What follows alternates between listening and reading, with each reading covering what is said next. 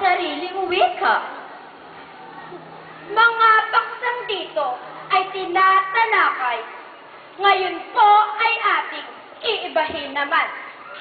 Paksang minarapat ngayon pagtalunan na ukol sa wika na sa puso'y mahal. Alin baga ito, banyaga bang tunay o sariling wikang ating kinagisnan?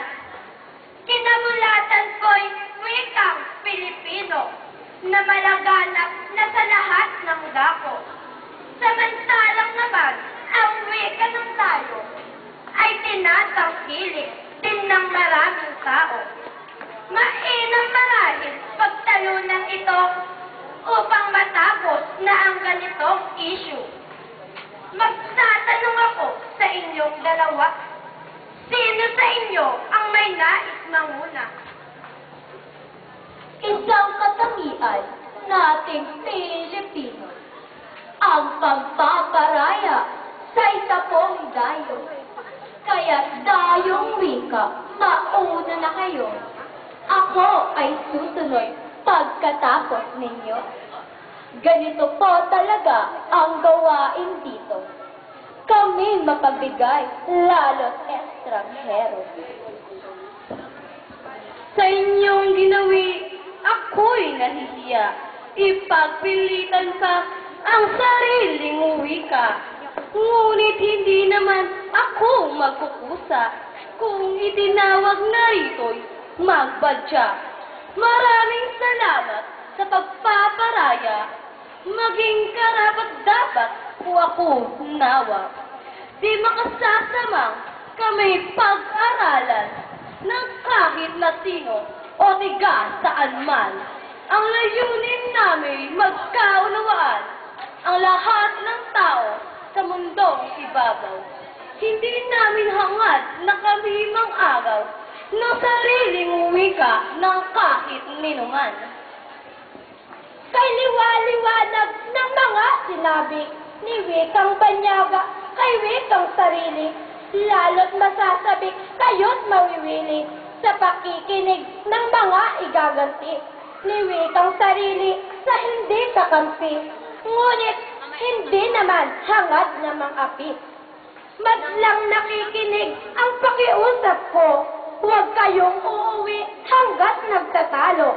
Paksang pambihirang maririnig ninyo'y kinasasabikan sa lahat ng dako.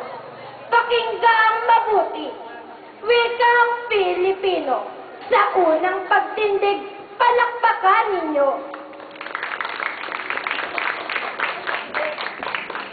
Bagamat di dapat, ako'y palakpakan. Ganti ko'y salamat sa inyo pong tanan. Ako'y hindi naman nakikipag-away. Sa wikang Banyaga, dito'y tumatahan. Lilinawin ko po lamang ilang mga bagay para sa maraming mga kababayan. Malaon ng talos at batid po namin na may kababayang salungat sa amin. Pinagbibintangan na nang aalipin, wikang Filipino sa ibang wikain. Ito po ang nais na aming linawin sa mga kababayan sa ibang lupain. Si Wikang Sarili may lilinawin daw. Si Wikang Banyaga di raw makaagaw. Kung gayo'y anong pinagtatalunan sa harap ng ating mga kababayan. Ngunit hindi sila aking tutugunan hanggat di naririnig isa pang tindigan.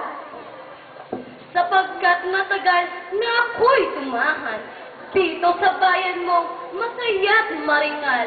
Tinanggap mo ako at ginamit naman sa mga transaksyon at mga usapan. Nang ika'y natuto, nagkaunawaan tayo sa maraming iba-ibang bagay. Binuksan sa inyo ang maraming pinto, mga impormasyong katulad ay ginto. Mga teknolohiya'y naging maamo sa mga palad mo sapagkat natamo. Mga kasanayang dati hindi tanto, kaya sa hangarin hindi ka nabigo. Si wikang sarili ngayon mangungusap, mga salubin niya'y ilalahad. Buong linaw niyang ipaliliwanag, tungkulin ng wikang kanyang nililiyag. Inuulit ko po, walang pagtatangkang makipaggalit sa wikang banyaga. Tama ang sinabi nitong lakandiwa, di hangad itakwil ang paniyagang wika, ang aming unahin maging dalubhasa at maging matatag sa sariling bilang. Kapag bihasa na, saka mag-usap, ibaling sa iba ang tunong at nasa. Sapagkat mapait na katotohanan na may kababayang nagpaparangalan, sa wikang sarili siya'y nagagaril daw, kung hindi man lubos kanyang pagkamangmang. Kapag kinakausap, ika'y iirapan, saka tatalikod ng walang paalam.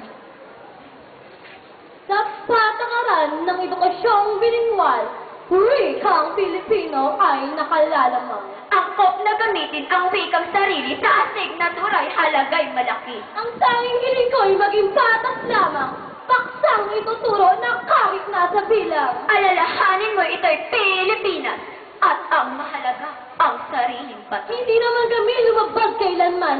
Ang nais nga namin pag-uunawaan. Ang nais ko'y maging dalubhasa at maging magaling sa sariling wika. Tigil, tigil, tigil! Panahon lang kayo ay aking awatin. Pagtatalo ninyo'y walang mararating. Kapag hinaya ay uulit-ulitin ang dati nang nalalaman natin. Mga inilahad aking susuriin upang papurihan yaong magagaling. Maganda ang hiling ni wikang banyaga na maging patas lang paggamit sa wika. Ang ganting katwiran na nararapat nga, pag-aralan muna wikang pambansa. Ang suliraning ito'y tiyak mawawala kapag silang dalawa'y gagamiting kapwa. Ang solusyon dito hindi mahirap kapag patakarang bilingual ay itinupad. Sama-sama tayo, kamay ay ilahad, saka pagdiitin natin sa palakpak. Dito nagtatapos itong balagtasan, ating itaguyod edukasyong bilingual.